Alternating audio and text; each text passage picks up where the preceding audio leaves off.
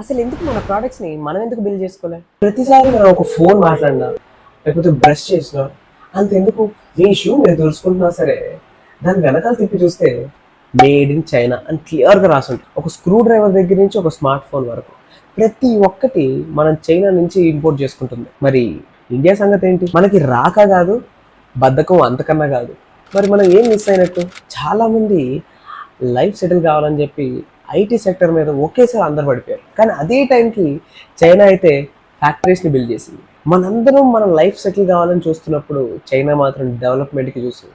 అక్కడ ఆ మూమెంట్ మనం మిస్ అయ్యాం. ఒక ఫ్యాక్టరీ ఇండియాలో స్టార్ట్ చేయాలంటే లైసెన్స్ అని, పాలిటిక్స్ అని, యూనియన్స్ అని, ల్యాండ్ ఇష్యూస్ అని ఇన్ని రకాల ప్రాబ్లమ్స్ పెట్టుకొని ఒక్క నెలలో అయిపోయేది దాదాపు 2 సంవత్సరాలు తీసుకుంటాం.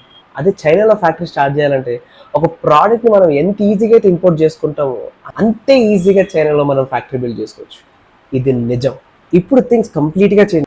మన దగ్గర బిల్డ్ అయ్యే ఓఎస్, మన దగ్గర డేటా సెక్యూర్గా ఉండే డేటా సెంటర్, ప్రతి ఒక్కటి ఇండియన్ మేడ్ అయిన AI ప్లస్ అనే ఒక ఫోన్ మన ఇండియాలో లాంచ్ అవుతుంది. ఇండియాలో టాలెంట్ లేక కాదు, ఇండియాలో ఆపర్చునిటీస్ అండ్ గవర్నమెంట్ సపోర్ట్ లేదు. మీరేమనుకుంటున్నారో please comment down below. Thank you.